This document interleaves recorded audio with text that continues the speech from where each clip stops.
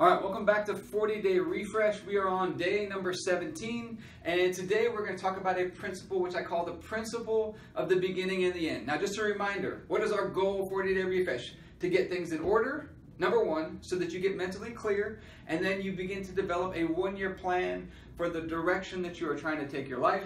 Now, we're going to talk about this principle, the principle of the beginning and the end. I had a coach in college, a baseball coach. I played college baseball, and he was a hitting instructor, one of the best hitting instructors that I've ever been around. And I watched him.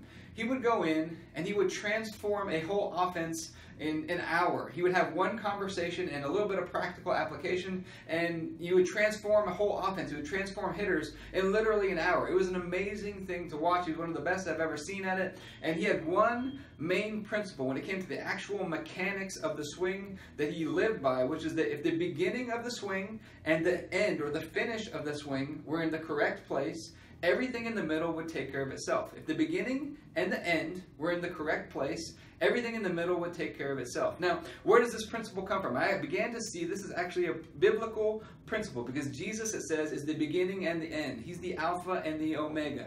And so if you can get anything in your life, the beginning of it and the end of it in the correct place, everything in the middle will tend to work out the way that it's supposed to. So you can apply this. The beginning and the end of my day. Can I get the beginning and the end of my day? A good morning routine, a good evening routine is probably the easiest place to start. If I can do that, usually everything in the middle of my day will tend to work its way out. You can apply this with nutrition. Can I get my day off to a good start? Finish my day in the right place with my nutrition. Can I start my workout in the right place? Get off to a good and finish my day strong with my nutrition. If I can do those things, everything in the middle tends to work out. Now, there's also another principle that goes along with this, which is that Solomon tells us, I think it's in the book of Ecclesiastes, that the end of a thing is better than the beginning of the thing. I want you to think about this. The end of a thing. Why is the end of a thing better? Because if I know the end, God says God always starts from the end and works backwards. He starts with the end in mind. If I know the end of a thing, it serves as the GPS.